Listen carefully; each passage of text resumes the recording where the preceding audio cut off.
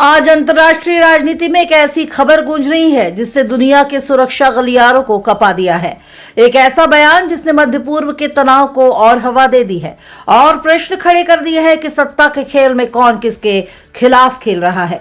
अमेरिकी राष्ट्रपति Donald Trump ने हाल ही में एक महत्वपूर्ण प्रतिक्रिया दी है जो वैश्विक सुर्खियों का हिस्सा बनी हुई है। ट्रंप ने उस ऑपरेशन को सही ठहराते हुए कहा है कि ईरान के सर्वोच्च नेता अली खामनोई को इतिहास के सबसे दुष्ट व्यक्तियों में से एक माना जाना चाहिए। उनके शब्दों में, अगर यह सत्य है कि खामनोई अब इस दुनिया में नहीं है, तो ये ईरानी जनता के लिए अपना देश वापस लेने का सबसे बड़ा अवसर है।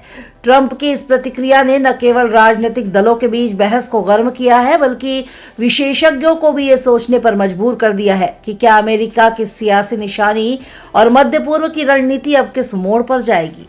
लेकिन अंतर्राष्ट्रीय विश्लेषकों को और सुरक्षा विशेषज्ञों की राय में ये उतना सीधा मामला नहीं है। कुछ सूत्रों और आंतरिक कयासों की अगर माने तो इस घटना के पीछे राजनीतिक प्रतिद्वंद्विता और सत्ता की अंदरूनी टकराहटें भी प्रमुख भूमिका निभा सकती है। कई विश्लेषकों का मानना है कि अगर खामनोई की अचानक मौत सच में हुई है तो इसके पीछे खुद ईरान के अंदरूनी वर्गों का हाथ हो सकता है। कोई शक्तिशाली गुट जो मौजूदा सत्ता संरचना में बदलाव चाहता था।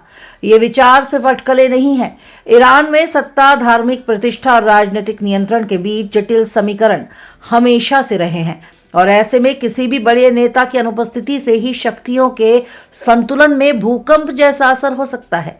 ये विश्लेषण ये भी कहता है कि अगर बयान और स्थिति पुष्ट हो जाती है तो ये न केवल ईरान के भविष्य को प्रभावित करेगा, बल्कि क्षेत्रीय राजनीति, तेल नीति, वैश्विक बाजार और अमेरिका ईरान रिश्तों को एक नए दौर में धकेल सकता है।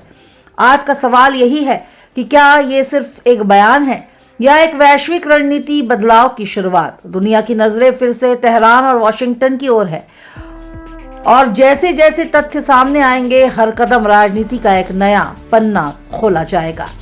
इसी के साथ देखते रहिए राष्ट्रीय जनभावना।